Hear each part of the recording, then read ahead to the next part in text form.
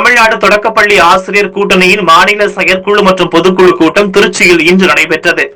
மாநில தலைவர் சுதாகரன் தலைமையில் நடைபெற்ற இக்கூட்டத்தில் மருத்துவ படிப்பில் 7.5% அரசு பள்ளி மாணவர்களுக்கு இடஒதுக்கீடு செய்தமைக்கு தமிழக அரசுக்கு நன்றி தெரிவிப்பதோடு, அரசு நிதியுதவி பெறும் பள்ளிகளுக்கு 2.5% இடஒதுக்கீடு செய்து மொத்தத்தில் 10% இடஒதுக்கீடு உருவாக்கிட வேண்டும் எனவும், மத்திய அரசுக்கு இணையான ஊதியத்தை இடைநிலை ஆசிரியர்களுக்கு வழங்க வேண்டும் எனவும், பழைய ஓய்வூதிய திட்டத்தை அமல்படுத்த வேண்டும், ஆசிரியர் பணியிடங்களுக்கு வயது வரம்பின்றி பணி ஆணை வழங்கிட வேண்டும் எனவும், ஜாக்டோ ஜியோ போராட்டத்தில் பங்கேற்ற ஆசிரியர்களுக்கு போராட்ட காலத்திற்கான ஊதியம் வழங்கிட வேண்டும் உள்ளிட்ட பல்வேறு தீர்மானங்கள் நிறைவேற்றப்பட்டன.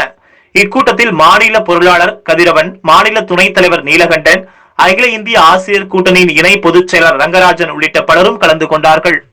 மாநில செயற்குழு பொதுக்குழு கூட்டம் இன்றைய தினம் திருச்சியில் சிறப்பாக நடந்து கொண்டிருக்கிறது. இந்த கூட்டத்தின் சார்பில் பல்வேறு தீர்மானங்கள் நிறைவேற்றப்பட்டுள்ளன. அந்த தீர்மானங்களில் குறிப்பாக தமிழக அரசானது மருத்துவ படிப்பில் சேர்வதற்காக அரசு பள்ளி மாணவர்களுக்கு 7.5% இடஒதுக்கீடு வழங்கியமைக்கு தமிழக அரசுக்கு நன்றியை தெரிவித்துக் கொள்கிறோம். அதே நேரத்தில் நிதி உதவி பெறக்கூடிய தனியார் பள்ளிகளுக்கு 2.5% நிதி இடஒதுக்கீடு வழங்கி அவர்களுக்கும் மருத்துவ படிப்பில் சேர்வதற்குரிய வாய்ப்பினை தமிழக அரசு உருவாக்கிட வேண்டும் என இச்செயற்குழுவில் தமிழக அரசை கேட்டுக்கொள்கிறோம்.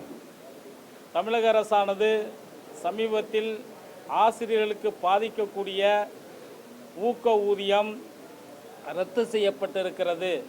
37 என்ற அரசாணையை போட்டு 1969 முதல் ஊக்க ஊதியம் பெற்று வந்த ஆசிரியர்களுக்கு 37 என்ற அரசாணையை போடப்பட்டு அந்த அடிப்படையில் இன்றைய தினம் ரத்து செய்யப்பட்டிருக்கிறது.